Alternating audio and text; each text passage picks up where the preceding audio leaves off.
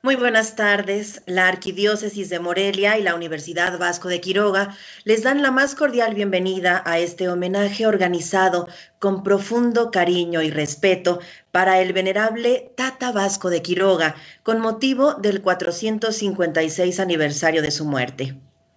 Comenzamos con la actividad programada para el día de hoy, la ponencia Vasco de Quiroga, el español que se hizo indio, a cargo del padre Pablo Arce Gargollo. Conozcamos un poco de nuestro invitado de esta tarde.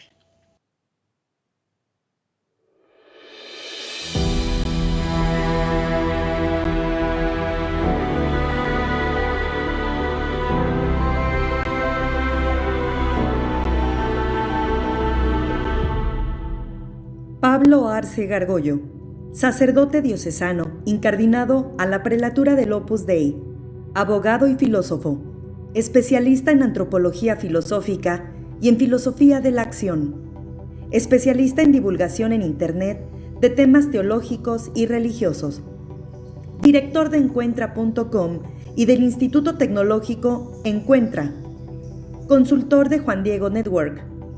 Como conocedor de la vida y obra de Vasco de Quiroga, ha publicado varios libros, entre ellos Vasco de Quiroga, jurista con mentalidad secular.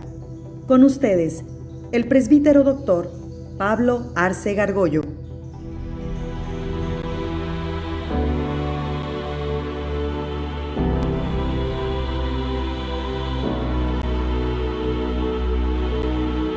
Me alegra mucho poder estar con todos los que ahora están viendo esta transmisión de manera remota, hoy mismo o días después.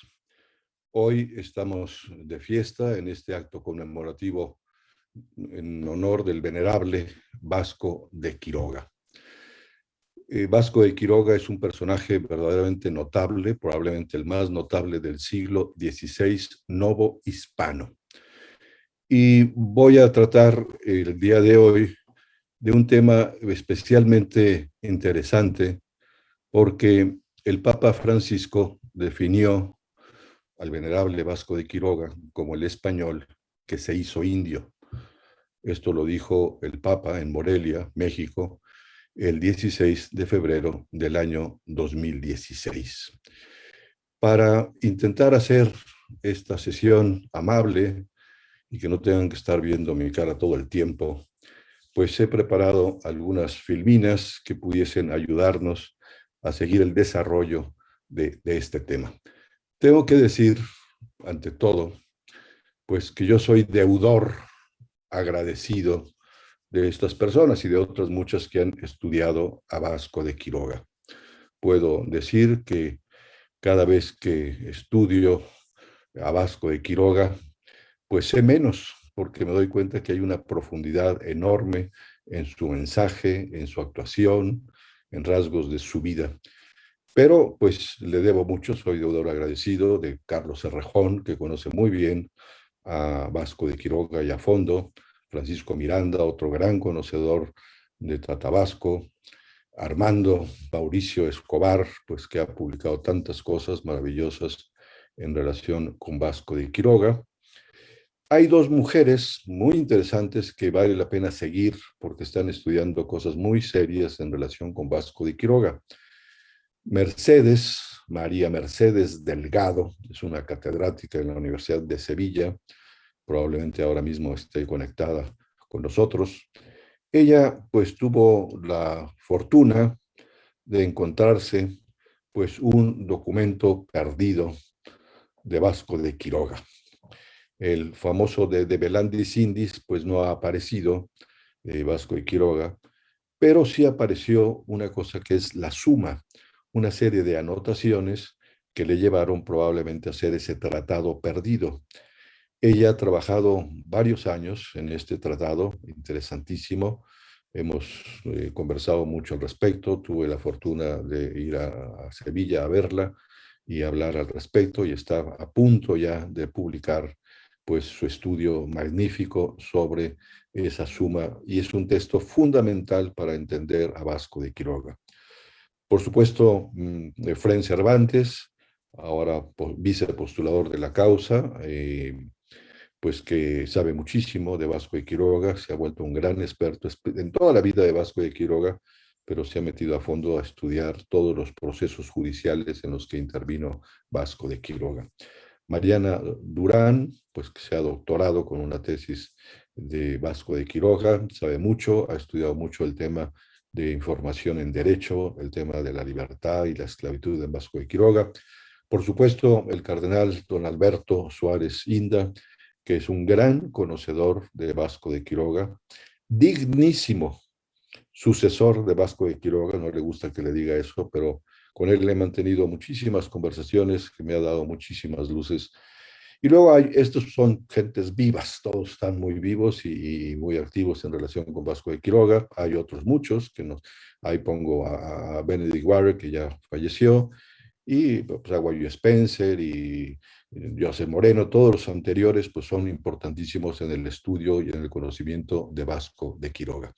Pero ahora nos toca entrarle a este asunto porque el Papa Francisco, pues así, definió a Vasco de Quiroga como el español que se hizo indio, ¿no? Y esta es una frase que podría considerarse como una de tantas, cargada de emotividad, capaz de arrancar aplausos en señal de identificación y simpatía por quien lo dice, el Papa, y a quien se refiere, Vasco de Quiroga. La frase, me parece a mí que apunta a que se vuelva una frase célebre, tanto por la hondura de su contenido como por el entorno en que fue pronunciada. Hay que ver, pues, el contexto primero en que fue dicha, esa frase del Papa Francisco, ¿no? La pronunció, pues, nada menos que el Romano Pontífice en Morelia, sede del arzobispado del mismo nombre, delante de su entonces arzobispo, el cardenal Alberto Suárez Inda, sucesor de Vasco de Quiroga, primer obispo que fue de la que se llamó originalmente Diócesis de Michoacán. Además, las palabras del Papa, como se puede comprobar ahora que las vamos a volver a escuchar, tienen una intención. El Papa no dice las cosas porque sí, tienen una clara intención, y la intención que es, dice el Papa, apelar a la memoria, recuperar la historia, que nos hace mucho bien. ¿Por qué? Porque es como una herramienta para saber quiénes somos, de dónde venimos. La historia nos permite identificar, especialmente de entre los que nos precedieron, quiénes son nuestros deudores, para mirarlos con respeto. Y muy probablemente eso despertará un deseo sincero de emularlos, porque son modelos ejemplares. Esto es lo que pide el Papa, que apelemos a la memoria y que saquemos consecuencias justamente en nuestra vida diaria, ¿no? Pero vamos a escuchar de nuevo qué es lo que nos dijo el Papa. Y en este hacer memoria no podemos saltearnos a alguien que amó tanto este lugar, que se hizo hijo de esta tierra, a alguien que supo decir de sí mismo: me arrancaron de la magistratura y me pusieron en el timón del sacerdocio por mérito de mis pecados. A mí, inútil y enteramente inhábil para la ejecución de tan grande empresa, a mí, que no sabía manejar el remo, me eligieron primer obispo de Michoacán. Agradezco, paréntesis, al señor cardenal arzobispo que haya querido que se celebrase esta Eucaristía con el báculo de este hombre y el cáliz de él.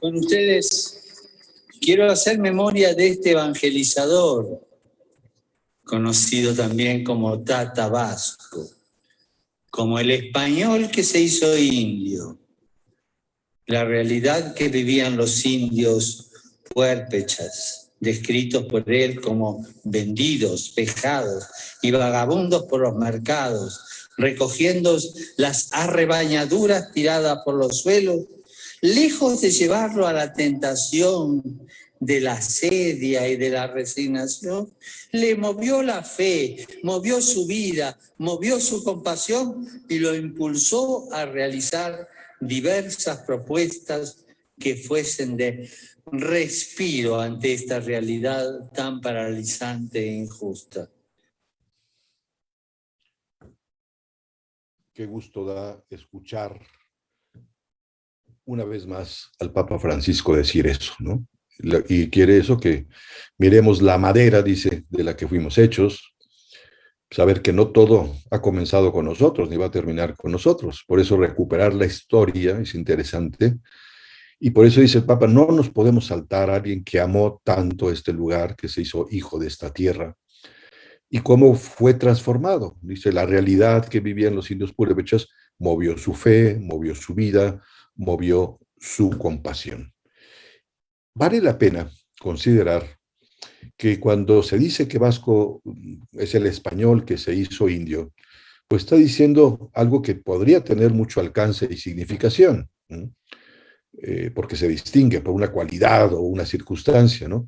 La verdad es que no he podido averiguar si la frase es fruto de una intuición genial del Papa Francisco o le fue dada por otro. Sea lo que fuere, la declaración invita a una reflexión. Bien, puede tomarse como una expresión exagerada que alberga cierto sentimentalismo o, por el contrario, una proposición con alcance metafísico y teológico.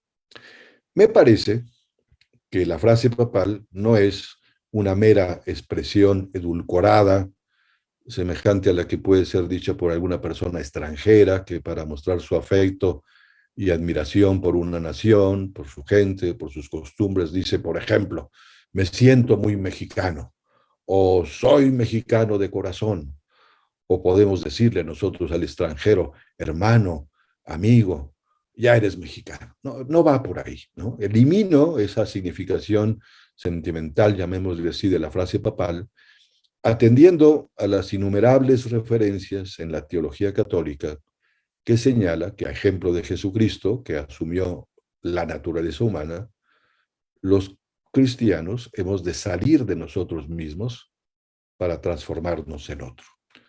El concepto de otro, que hace referencia a la alteridad, es muy recurrente en el magisterio de la Iglesia y es frecuentemente mencionado por el Papa Francisco. El Papa Francisco ha hablado muchísimo de la revolución de la ternura. Insiste, y posiblemente es la clave de su pontificado, que el Hijo de Dios en su encarnación nos invitó a la revolución de la ternura. Una ternura, dice fue el Papa Francisco, que es el amor que se hace cercano y concreto. Un amor que consiste en usar los ojos para ver al otro, usar los oídos para escucharlo, para sentir el grito de los pequeños, de los pobres, del que teme el futuro. La ternura, dice Francisco, significa usar las manos y el corazón para acariciar al otro, para cuidarlo. Y significa también, dice, comprometerse cumpliendo todos los pasos necesarios para acercarse al otro, hasta identificarse con él. Bien sabemos que Vasco de Quiroga fue notable en la práctica de la ternura. Se ocupó del otro de un modo eminente.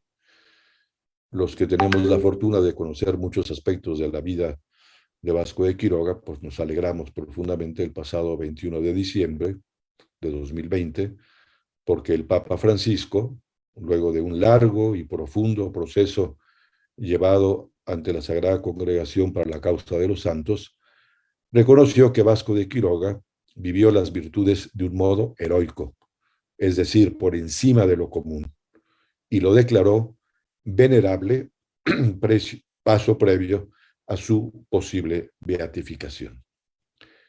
No pretendo en esta sesión tratar de su vida ejemplar, de su vida santa. Eso ya, pues, tuve ocasión de escribir algunas cosas con ayuda del padre Efrén, de Pascualino y de otros muchos, un libro interesante sobre la vida santa de Vasco de Quiroga y su proceso de canonización. Pero por aquí no va mi argumentación, ¿no? Lo que pretendo ahora es reflexionar si Vasco de Quiroga cumple a cabalidad lo dicho por el Papa Francisco, es decir, que se hizo indio. ¿Es posible que una persona logre una transformación, verdadera metamorfosis, para convertirse de algún modo en otro? Vasco de Quiroga lo logró. ¿Puede decirse con verdad que Tata Vasco se hizo indio? Tengo que confesarles que le he dado muchas vueltas a esta cuestión, pues la frase del Papa Francisco, desde que la escuché, fue como un reto estimulante para estudiar más a fondo la personalidad de Vasco de Quiroga.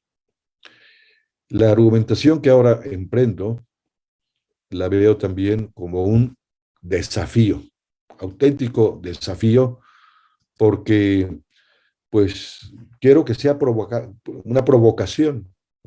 Es una provocación la que estoy haciendo en estos momentos a los que me están escuchando y a los que luego leerán el texto. Pues nada me agradaría más que pusieran dificultades a lo que yo estoy tratando de argumentar, que expusieran dudas, que me corrigieran apreciaciones o desmontaran mis argumentos, ¿no? Y mejor se aportan conceptos que no he considerado de ninguna manera. De antemano, doy las gracias a quienes pues sigan mis razonamientos que intentan probar o demostrar que en efecto Vasco de Quiroga es el español que se hizo indio. Para poder desarrollar esto, pues este es el esquema que quiero presentarles a ustedes. Primero, hablar algo de el itinerario intelectual de Vasco de Quiroga antes de su arribo a la Nueva España. Llegó en 1530 en diciembre a Veracruz y el 9 de enero de 1531 a la Nueva España, Tenochtitlan. Entonces, ¿cómo fue ese itinerario intelectual y si eso le permitió tener herramientas intelectuales para afrontar este asunto? Segundo punto, ¿qué conocimiento, el posible conocimiento que pudo tener del indio estando en España antes de venir al Nuevo Mundo? Tercero, el impacto que sufrió Vasco de Quiroga, nada más llegar a Tenochtitlan, cuando ya vio al indio en su hábitat natural.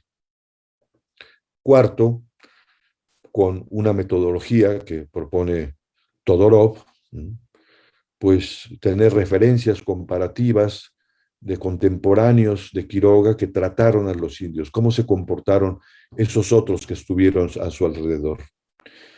Quinto, argumentar, también siguiendo a Todorov, el modo en que realmente me parece que Vasco logró su transformación a indio. Y por último, las consecuencias que hoy tendría el que Tata Vasco sea un indio o se haya hecho indio. Empecemos por el itinerario intelectual de Vasco de Quiroga. A grandes rasgos, Vasco de Quiroga nació en 1488. Eso, pues, por lo menos yo lo sostengo. Lo hemos discutido muchos historiadores. Francisco Miranda está muy de acuerdo en esto.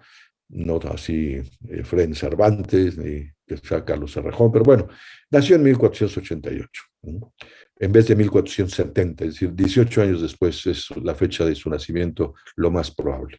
Y por tanto puede ser calificado como un hombre del medievo, de la Edad Media, ¿no? Según la división clásica de las edades Cellarius, el alemán, que pues dividió esas etapas de la historia, edades, le llamó. En efecto, fue medieval, Vasco de Quiroga en muchos aspectos, pero esto ni lo demerita ni lo dibuja de cuerpo entero, ¿no? El caso de Vasco de Quiroga es paradigmático, ejemplar raro, valioso por tanto, de una asimilación cultural e identitaria, ¿no? Se puede afirmar que fue una persona que transitó de un modo muy rápido de la Edad Media a la moderna. Y pudo hacerlo porque tuvo la oportunidad de vivir a caballo entre distintas épocas históricas en donde él fue protagonista. Pensemos, por ejemplo, en sus primeros años de formación, pues en familia, ¿no? Su familia tendría costumbres de corte medieval en muchas cosas, muchos aspectos de vestimenta, de comida, de trato con otras personas, pero tuvieron rápidamente que adaptarse porque estaban cambiando notablemente las condiciones en toda esa región de España, en la provincia de Ávila. Cuando Vasco de Quiroga se incorpora a la Universidad de Salamanca, se encuentra con un mundo que va corriendo hacia la modernidad, ¿no? Es el inicio de una larga época de esplendor de las universidades, especialmente la de Salamanca y la de Valladolid. En las aulas universitarias españolas se unían, por supuesto, la tradición escolástica, con un renacimiento muy peculiar, no el renacimiento italiano, sino un renacimiento humanista, español, con unas características muy bien definidas, que pretenden toda una renovación de muchísimas cosas, y especialmente en la iglesia, ¿no? Que sea la gente más coherente en su vida, que no funcionen con hipocresías, y hay toda una actitud reformista que tiene un claro influjo de Erasmo de Rotterdam, que se lee mucho en aquel momento, y hace que la teología, por ejemplo, en Salamanca, y el derecho se vuelvan estudios muchísimo más prácticos. En vez de estar haciendo grandes elucubraciones, se plantean muchas veces problemas concretos, cuestiones hasta entonces inéditas que no se habían enfrentado, y entonces eso hace que pues desarrollen una gran capacidad de adaptación y una gran capacidad intelectual, ¿no?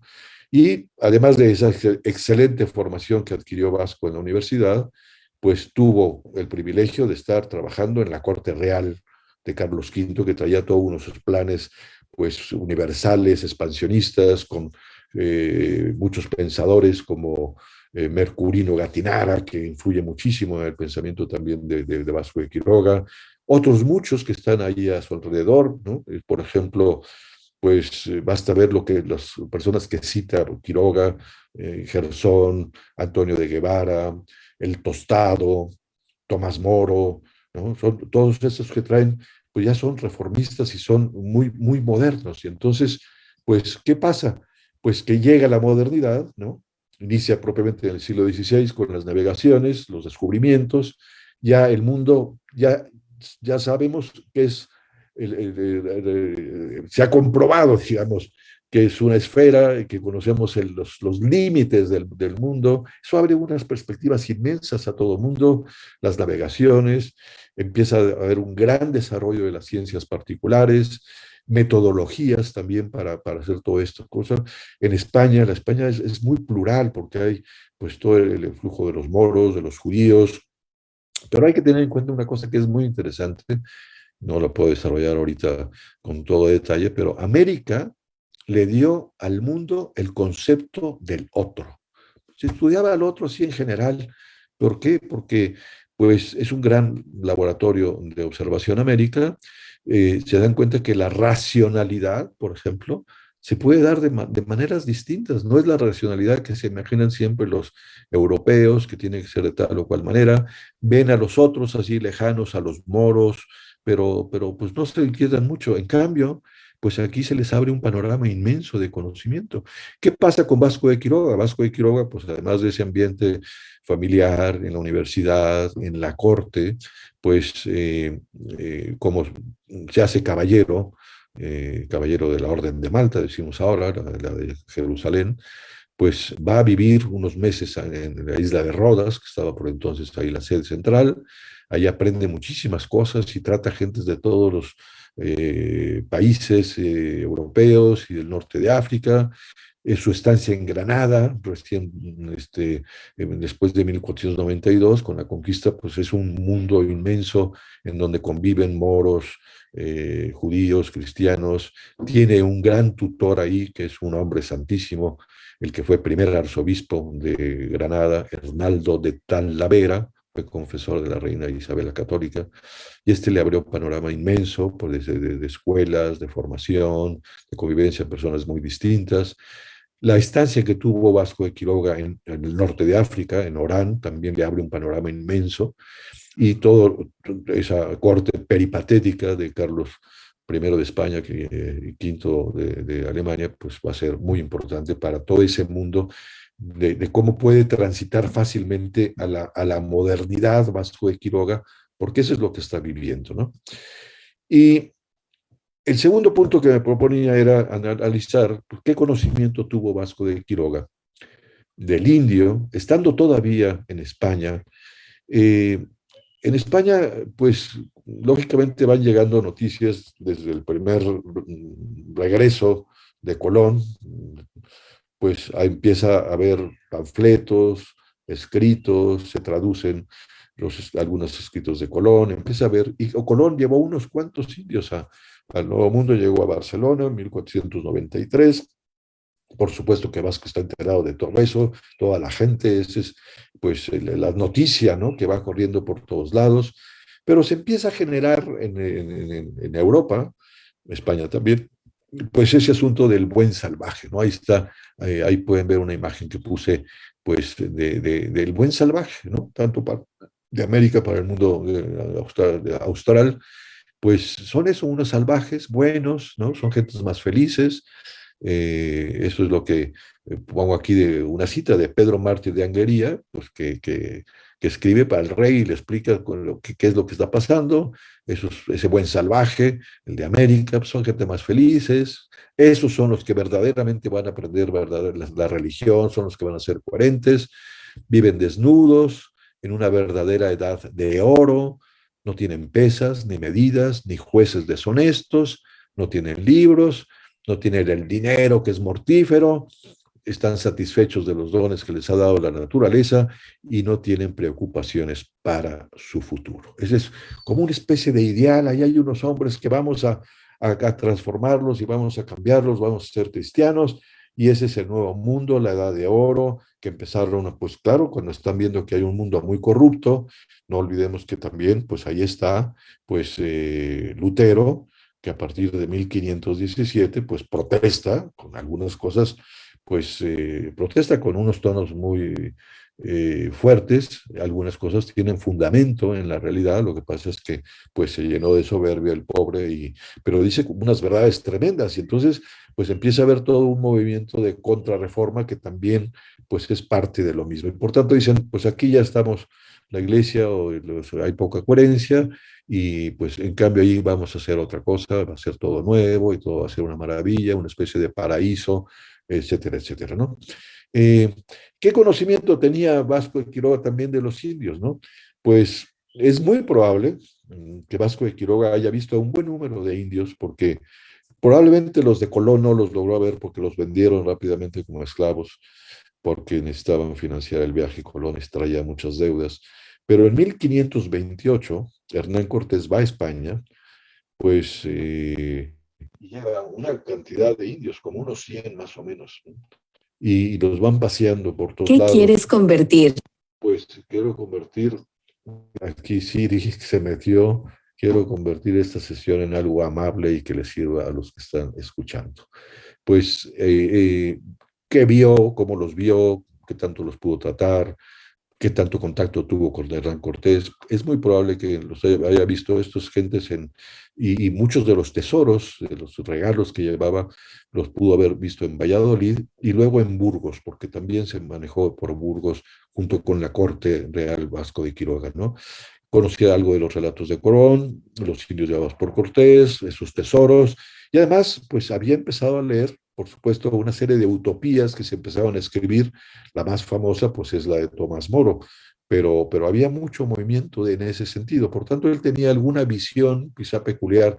Estos dibujos son de un alemán, más o menos de la época, que Cortés, por ejemplo, pues llevó muchos saltimbanquis y cosas y juegos de pelota y era impresionar al rey un poco con las habilidades de gentes peculiares, llevó gentes deformes también, como que era pues una especie, pero, suena muy feo, de zoológico humano para impresionar a la gente y así veían un poco al indio.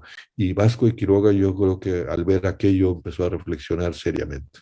Ahora, realmente lo tremendo y fuerte del conocimiento del indio es pues esto que cuenta el que fue secretario de Vasco de Quiroga, Cristóbal Cabrera, dice que encontrándose a Vasco ya en el Palacio Real, le sobrevino una terrible angustia por no saber qué hacer ni qué elegir, en vista de que el emperador le ofrecía una magistratura o una gobernación en España, o un puesto en el Tribunal del Santo Oficio de la Inquisición, o bien una magistratura en el gobierno de las Indias, para que en él ayudara a la conversión de los naturales, sirviendo así mejor a Dios y al rey.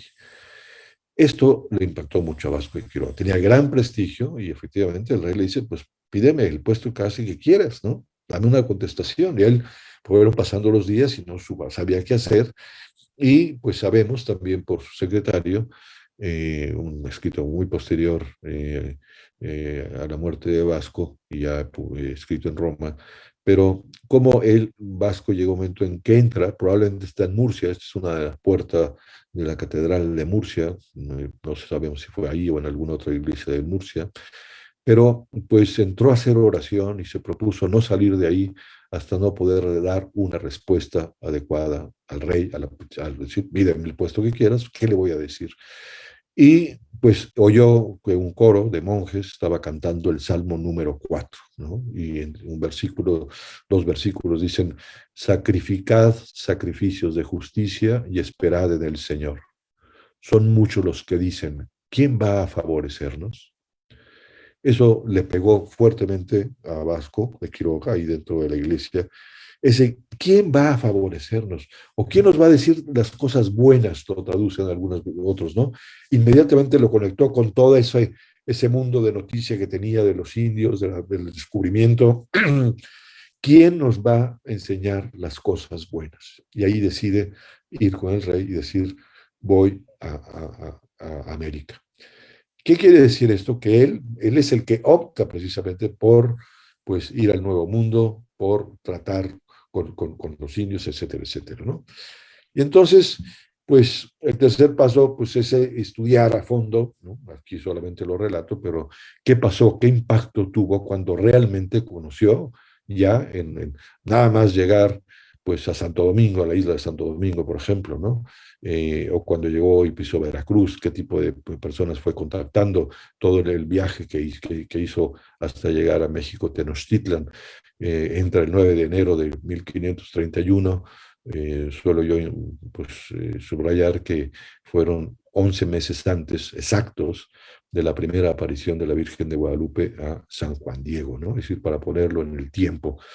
Y pues, ¿qué está pasando en Tenochtitlan? Pues están destruyendo pues la antigua ciudad y están construyendo otro nuevo, está la traza, hay un movimiento tremendo de personas, hay mucha pobreza, hay mucho miedo. El Papa, lo escuchamos hace rato, pues citó cómo pues él mismo escribía a la corte contando sus primeras experiencias. Ahí, la primera carta de Vasco de Quiroga del año 31, hay otro texto del 34, de 1535, su gran texto que se conoce como Información en Derecho, que es mucho más que eso. Pero bueno, pobreza, miedo, están dispersos, las mujeres tiran a sus bebés a las acequias porque pues, están desesperadas y prefieren que estén ahogados, etcétera, etcétera. Entonces aquí empieza pues a ver otro cambio, ya no es un cambio intelectual ni más o menos piadoso, sino que empieza a entenderlos. Y cuando uno lee a fondo y con mucho detalle, pues esa carta que le manda a un amigo suyo, Bernal Díaz de Luco, en 1535, pues va detallando muchísimas cosas, y es eso, y luego el oidor, ¿no? Ya nos explicará Armando Escobar, pues todo ese papel maravilloso que juega como oidor, cómo es limosnero, cómo es consejero, la fundación de los pueblos hospitales, que son pues una genialidad, ¿no? Que probablemente no es que haya sido la copia exacta de la utopía puesta aquí, sino que se inspiró en aquello. No sé, sabemos si pudo haber leído o no antes la utopía de Tomás Moro. Lo cierto es que es muy probable que la haya leído eh, estando ya en Tenochtitlan, en la casa del obispo de México, Juan de Zumárraga. Tiene anotaciones en los márgenes. Don Silvio Zavala decía que era de Zumárraga, pues a mí me parece que es texto de Quiroga. Ahora está en Austin, ese texto de Utopía.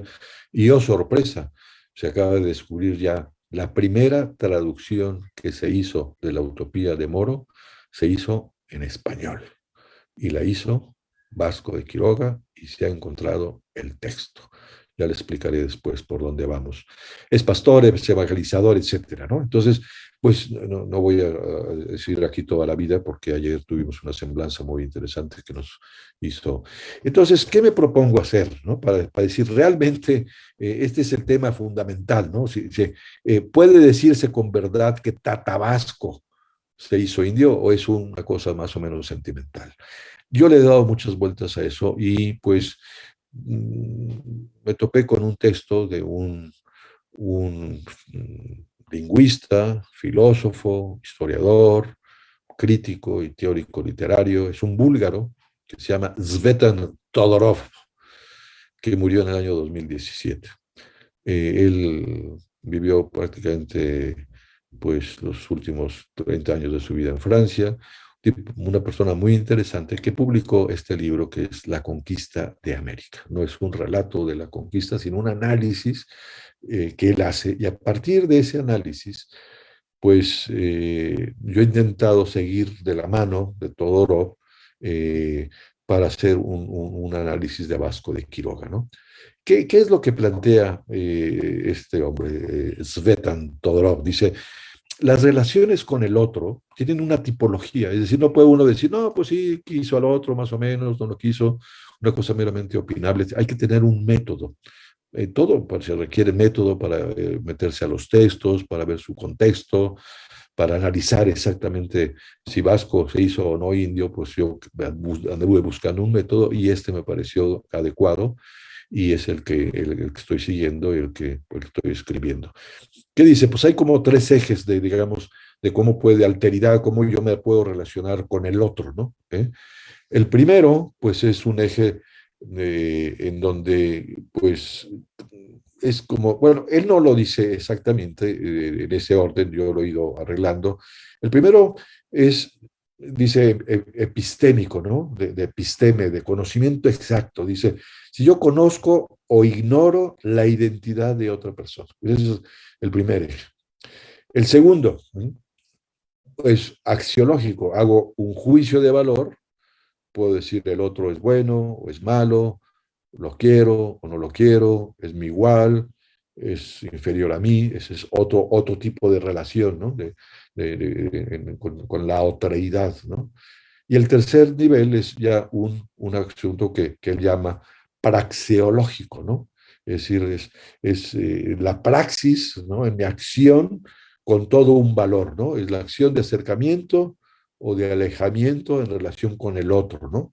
Si adopto los valores de otro, si me identifico con él, o que quiero es tratar de que él se asimile a mí, y por tanto yo me impongo. Son como los tres ejes de alteridad que dice que se pueden establecer. A partir de ahí, Tzvetan Todorov, pues tiene una serie de planteamientos. Bueno, él hace en ese libro, que es muy interesante, va haciendo análisis, a veces bastante rápido, de una serie de personajes: Colón, digamos, cómo fueron llegando a la América Colón, Hernán Cortés, Bartolomé de las Casas, Toribio de Benavente, Motolinía, Bernardino de Sahagún, Diego de Landa, Diego Durán, ¿Qué pensaba Ginés de Sepúlveda? Nunca vino, pero estaba todo el tema de las disputas de Valladolid, el comportamiento de Álvaro Núñez Cabeza de Vaca y Vasco de Quiroga, ¿no? Va tratando,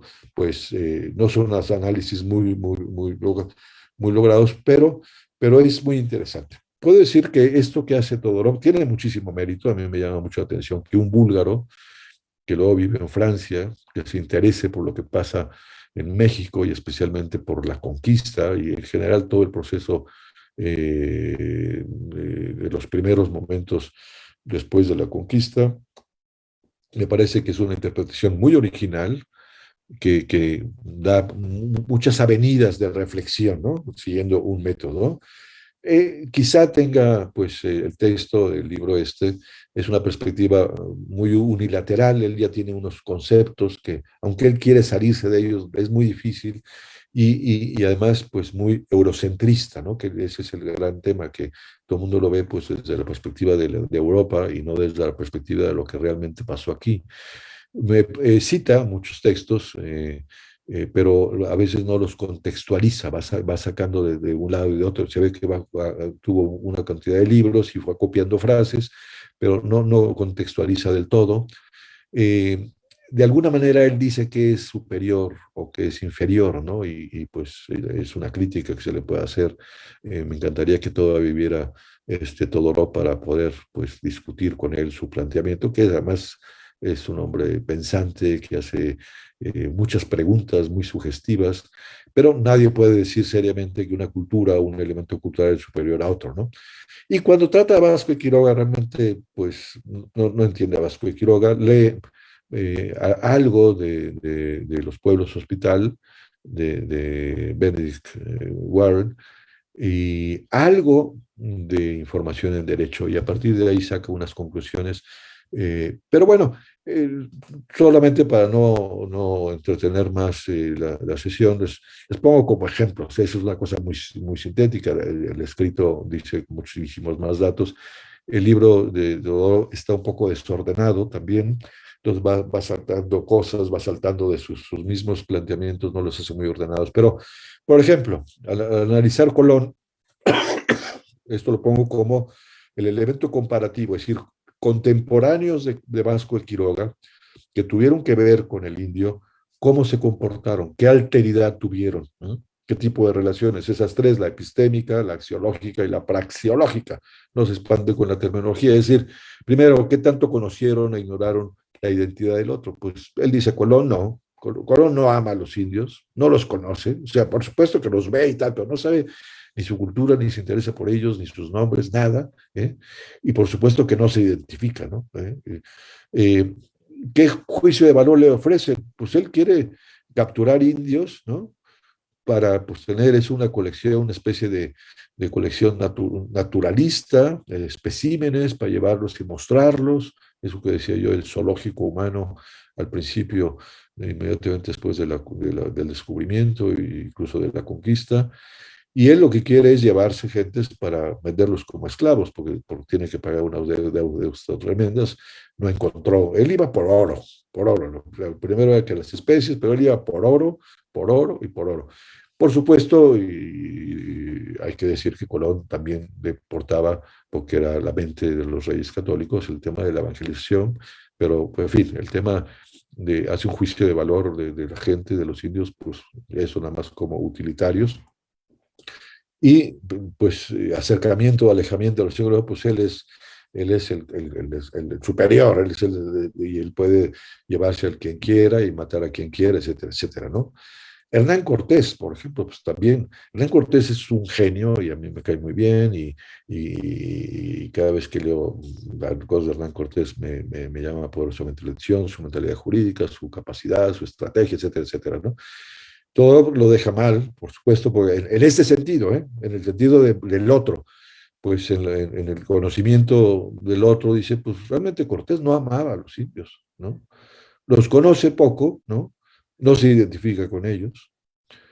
En la parte axiológica, pues son sujetos reducidos al papel de productores, ¿no? De objetos, de artesanos o de juglares él quería tener muchos vasallos, tenía autorización del rey para tener 23,000 vasallos. Vasco de Quiroga tuvo pleitos muy serios pues, estando como oidor, porque pues había que contar esos vasallos, ¿no? Probablemente tendría más de 200,000 y él pues los escondía y todo para que no les quitaran. Él tenía esclavos y productores y etcétera. Por lo tanto, su juicio era gente útil para pues tener más recursos. Y acercarse o alejarse, pues la verdad es que le interesa un poco la civilización azteca así en general, ¿no? Pero es muy ajeno a ella, ¿no? Y la esclavitud, pues todo el tema de la esclavitud está en función de tener más productividad, ¿no? Es decir, todo el tema de las encomiendas, etcétera, y de tener cada vez más tierras, todo eso, pues no queda bien en la faceta de la alteridad respecto del otro, ¿no? Esto es nada más como más o menos lo que va diciendo Todorov, ¿no? Las casas le dedica, ese es quizá el que más le dedica. Las casas es un personaje pues difícil de entender porque tiene 3 o 4 etapas muy distintas a lo largo de su vida, pero pues en la parte de conocimiento del otro, dice, pues no ama a la gente, ¿no? No ama al individuo, habla al genérico indio, ¿no? Pero no vemos que tenga una relación personal, de trato personal con indios, nunca menciona nombres, personas, etcétera. Los mismos hechos, ¿no? Pues los conoce parcialmente, habla de lo que le han dicho otros, y ya sabemos que exagera muchísimo, ya sabemos que miente muchísimo, que exageró tanto las cosas. Alguien ha dicho, bueno, pues sí, mintió y exageró, pero gracias a eso, pues cambiaron las condiciones del indio. Bueno, pues sí, pero él, desde el punto de vista intelectual, pues quizá no se salve del todo. Quizá al final de su vida sí hay un cambio, hay que reconocerlo. Eh, pero bueno, pues eso es lo que dice Todorov. En la parte axiológica, sí hay denuncia, ve mal en general muchas cosas que se hacen, pero es muy interesante cómo Todorov dice, bueno, pues cuando él es testigo presencial de cómo pues unos españoles están probando sus espadas, ¿no? Cortando cabezas y miembros de indios, él es capellán ahí en ese momento en la matanza de Gaonao y dice, pues realmente él no dice nada especial sobre esa acción o el gran fracaso que tuvo pues en Cumaná, en Venezuela, donde se acabaron muertos todos, ¿no? Una especie de pueblo especial que quiso ser. La verdad es que se la pasó mucho en la corte, pues haciendo lobbying, diríamos hoy en día, en favor de los indios, y hay que reconocerlo. En la disputa misma de Valladolid, pues por algún motivo hizo grilla para que no pudiera entrar Vasco de Quiroga, ¿no? Ese es un tema que hay que descubrir qué pasó y por qué no lo dejaron entrar y exponer a Vasco de Quiroga ahí en esa junta de Valladolid, ¿no? Y luego, pues, realmente dice la acción de acercamiento, de alejamiento, dice, pues sí, el rasgo más característico de los indios, según las casas, es pues que son muy parecidos a los cristianos y que por eso van a acercarse, pero dice él, pues él lo que quiere es que sean cristianos, evangelizar en general, pero quizá no se preocupa de los indios, ¿no? En fin, pues de Botolínea, pues muchísimo, maravilloso, sabemos cómo ama a los indios, los conoce personalmente, los entiende, se identifica muy bien con ellos, ¿no? Estos andan pobres y descalzos como nosotros, ¿no? Esas palabras de Motolinía, ¿no? Haciéndose entre nosotros, conversa entre nosotros mansamente, es decir, hay un acercamiento, hay mucha cercanía, por supuesto, pero sí critica que no acaba de identificarse, o sea, ellos son los evangelizadores, ellos son los que enseñan, pero no acaba de haber una total identificación, por eso aparece aquí con una paloma y un tach, ¿no? Esos palomas y taches los pongo yo de manera gráfica, él va haciendo distintas disquisiciones. Sagún habla maravillas de Sagún, ¿verdad? Sagún es un genio en el plano del conocimiento, pues anuncia el diálogo, dice, de culturas que caracteriza hoy a nuestro tiempo. Un hombre muy abierto realmente Sagún. Sagún era un personaje que dicen que era tan guapo que lo escondían a veces en el convento porque las indias iban a buscarlo porque era carita, pero era un tipo pues que sí, podría dialogar con las culturas, las buscó, las quiso conocer, toda la obra del suyo es notable, el Códice Florentino, pero ahí dice, en la parte de axiología, pues no sabemos quién habla, hay gente detrás que cuentan cosas, pero nunca dice, oye, esto me dijo, pues, Tlacael, esto me lo dijo Xicopotli o como se llame, ¿no? ¿no? No hay el relato individual, ¿no? Él va, es un pensador, es un académico, es un enciclopedista maravilloso, ya es una ilustración auténtica que se da con él, distinta a la francesa, por supuesto. Se acerca, aprende náhuatl, quiere conocer la cultura náhuatl, pero es un acercamiento distante, sigue siendo el otro, por eso tiene, pues, en fin. Pero bueno, vayamos pongo aquí el caso, vamos mencionando muchos personajes y repito, aquí es una cosa muy breve que quiero solo decirles para no entretener la exposición. De Vasco de Quiroga digo que no lo entiende bien, pero a mí me ha ayudado para ir buscando y rastreando textos y con este método, el epistémico, como si conoce o no conoce a Vasco, pues Vasco conoce, los ama individualmente, se identifica, se alegra con ellos, sufre con ellos, distingue las personas, lenguas, culturas, fomenta las lenguas en el colegio de San Nicolás, los sacerdotes tienen que salir aprendiendo de esas lenguas, por supuesto, purépecha, el otomí, el pirinda, todos esos que se están hablando ahí, el mazahua, etcétera, ¿no? Se adapta, es un hombre que se adapta, ¿no? Claramente vemos el caso de los chichimecas, que eran los más salvajes y él es capaz de nadie podía con los chichimecas y él, recuerdo una anécdota que a mí me hace mucha gracia porque es muy gráfico, que estando él en Sinsunzan, pues de repente llegaron los chichimecas pues desnudos y les tenían pavor porque arrasaban, eran nómadas que arrasaban y los que estaban alrededor de Vasco salieron corriendo, ¿no? Disparados, llenos de miedo, y Vasco salió a su encuentro, ¿no? Con peligro de que lo mataran, ¿no? Y Vasco se dio cuenta inmediatamente que eran muy buenos para tirar pues, el arco con flecha. Y les organiza una serie de concursos, y les da de regalo unos cerditos y les empieza a explicar, ¿no? Y se pasan días ahí haciendo juegos de arcos, ¿no? Son muy buenos los chichimecas para el tiro con arco, ¿no? Quizá por eso a veces algunos mexicanos han ganado las Olimpiadas tiro con arco. Somos muy buenos en algunos, ¿no? Pero los convierte, los cambia, las mujeres piden que les hagan vestidos, y muchos de ellos salen bautizados de ahí, ¿no? Es decir, que es una capacidad de adaptación, de comprensión de lo que son los salvajes, los indomables, logra sacar el potencial y valores que tiene cada persona. Eso es lo más interesante, cómo él capta cuando se quiere algo, el amor es sapientísimo y entonces dice, a ver, tú puedes ser bueno para esto y los entusiasma y se entusiasman con él realmente, ¿no? En la parte axiológica, es decir, hay juicios de valor, claro, sabe lo que es bueno y malo para las personas, pero sabe contarlo, sabe explicarlo y descubre muchas cosas buenas, por supuesto, cuando hicimos el indio, no quiero ser el genérico, en muchos de los indios que están a su alrededor y que va conociendo, aprecia las culturas originales, logra una amabilísima inculturación, toda la catequesis práctica, ¿no? Cómo quiere él enseñarles la vida diaria. Eso son la vida en los pueblos de los hospitales, vean cómo vivimos los cristianos. Antes que darles doctrina, antes que darles unas teorías así enormes, era ver la vida diaria, pensar en los demás, los enfermos son el tesoro de este pueblo, la caridad, aquí aceptamos a quien quiera, hay que ser amables, cariñosos, etcétera, etcétera. Aplaude muchos logros de las acciones que tienen los demás, etcétera. Toda esa parte axiológica pues nos va a permitir descubrir muchísimas cosas porque es rastrear de nuevo los textos que hacen referencia a Vasco, los originales, y entonces descubriremos unas nuevas facetas quizá de Vasco de Quiroga. Y luego en la parte esa de praxeológico, que suena muy peculiar, pero ¿qué es eso, no? Como que mi acción, ¿no? Cómo me acerco, me alejo, y cómo me identifico o no me identifico, o asumo o no asumo la parte, ¿no? Él claramente adoptó los valores del otro, se identificó con el otro, muchísimos valores, los levanta y les da quizá algún giro, pero les propone el giro, no impone nada.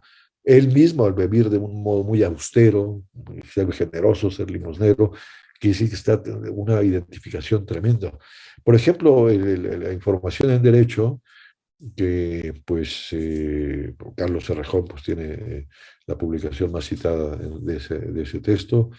Estamos esperando y si me está escuchando Francisco Miranda, pues que publique ya lo que tiene preparado de la información en derecho, ojalá y lo haga, pero en el fondo ya está hablando porque pues resulta que pues está saliendo al paso pues de que la provisión que ahora sí permite la esclavitud y la encomienda, él se siente ya parte de los que están sufriendo, se siente indio, y entonces ahí hay todo un estilo de lenguaje que va mucho en este asunto, ¿no?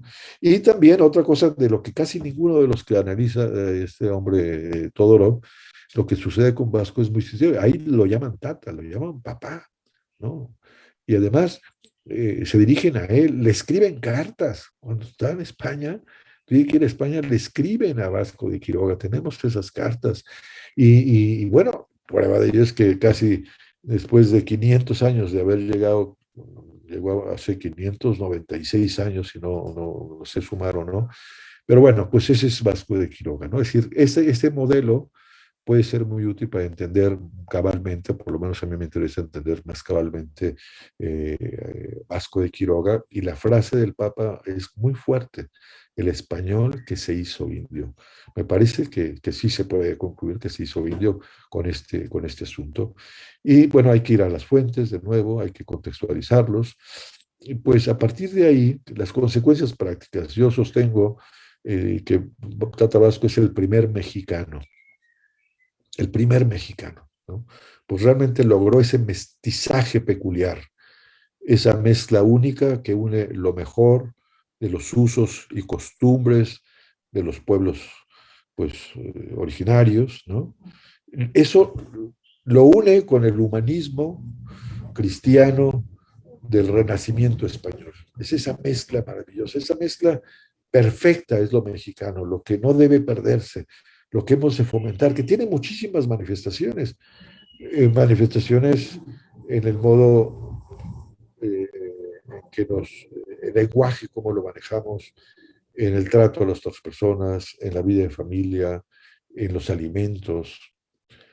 Hay mucho asunto ahí que es algo muy mexicano, y me parece que tendríamos que aprovechar cuando el Papa, pues la intención del Papa era eso de decir hay que recurrir a la memoria, pues tenemos que volver a esa memoria. Vasco es de las personas más notables del siglo XVI novohispano, y yo creo que cada vez pues hay más gente interesada. A mí me llama poderosamente la atención.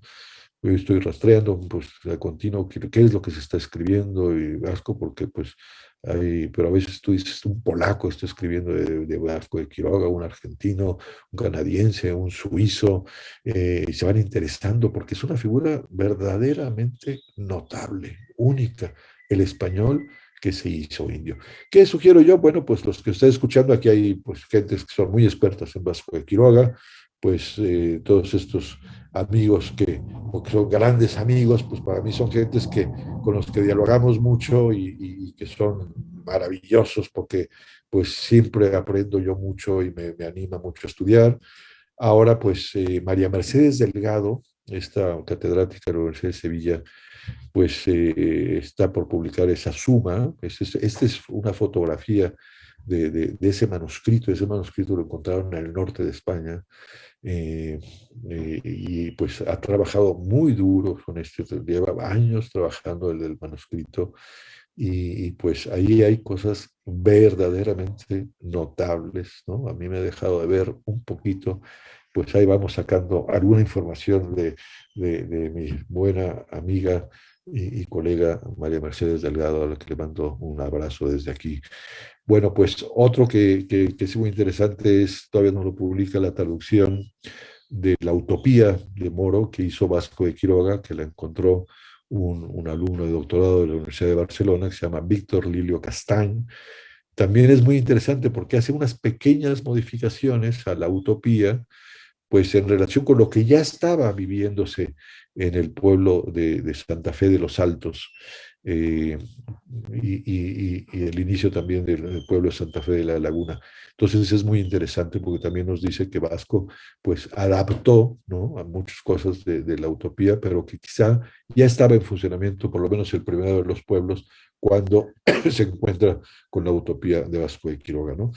Luego, mucha gente pregunta, bueno, ¿qué podemos leer? La verdad es que tenemos que publicar buenas cosas, biografías, etcétera.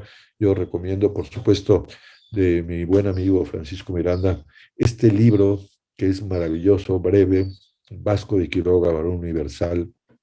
Es una maravilla, muy bien escrito y da una visión muy buena de Vasco de Quiroga. De Carlos Cerrejón puse esta portada, que es la clásica de su información en Derecho y con sus comentarios, pero no porque me interese que mucha gente no podrá acceder directamente a este libro, primero porque ya quizá no se encuentra y porque no es tan fácil leer directamente a Vasco, pero pongo a Carlos Cerrejón, mi buen amigo Carlos Cerrejón, que ya lo escucharemos, hablando precisamente de la relación y la justicia con los indios, Vasco de Quiroga. Eso va a ser muy interesante, pero Vasco, digo, Carlos Cerrejón, basta que le pregunten al señor Google o a la señorita Siri por las publicaciones y textos y artículos maravillosos que tiene Carlos Cerrejón. Ahí se puede aprender muchísimo, ¿no? Otro, pues, gran, que publica muchas cosas muy buenas, maravillosas, es mi gran amigo Armando Escobar, Armando Mauricio Escobar, pues tiene este epistolario que ha recogido mucha información de los documentos de Vasco de Quiroga. ¿Y qué quiere decir con esto? Pues que se van haciendo muchas cosas, ¿no? Y ahora con motivo de que Vasco es venerable, pues hay que animar a mucha gente, primero que lo conozca, que le empiece a tener devoción, que puedan, pues hay una oración muy bonita que está ahí precisamente para devoción privada, para pedirle favores, y pues hay que animar a gente que lo conozca, ¿no? Realmente eso es, repito, una de las personas más notables de mexicano que tenemos y tenemos que enseñarle a mucha gente, ¿no? Y por último, pues también decir que pues animar a mucha gente que nos está viendo, nos está escuchando, a investigar a Vasco de Quiroga. Si ahí la beta es inmensa, pues se necesita todo un equipo, pensando, por ejemplo, en este método de Todorov, ¿no? Pues meterse a fondo, ¿no? Con un método de estudiar muchas facetas de Vasco y meterse luego a los procesos judiciales, que ahí tenemos más de 19,000 páginas de procesos judiciales. Entonces, pues animo muchísimo a todos los que nos están viendo, nos están escuchando. Les doy las gracias por sus finas atenciones. Aquí dejo de compartir pantalla y nos vemos de viva voz. Que Dios los bendiga. Muchísimas gracias, Padre Arce Gargollo, por esta valiosa participación. Un abrazo fuerte para usted. La Arquidiócesis de Morelia y la Universidad Vasco de Quiroga agradecen su compañía y les invitan a todos a disfrutar de las demás actividades que se llevarán a cabo en el marco de este homenaje al venerable Tata Vasco de Quiroga, mismo que culminará el próximo 14 de marzo. El día de mañana, por esta misma vía, a las 12 horas del día, se llevará a cabo la ponencia Vasco de Quiroga, el obispo litigante, a cargo del maestro Armando Escobar Olmedo. Los esperamos a todos. Antes de concluir, me permito hacer un comentario importante. Si usted está pasando por una situación difícil o conoce a alguien que lo esté, los invitamos a pedir la intercesión del venerable Tata Vasco de Quiroga, ya que todos los milagros obtenidos contribuirán de manera determinante en su proceso de beatificación y canonización. Gracias a todos por acompañarnos, que tengan la mejor de las tardes. Hasta la próxima.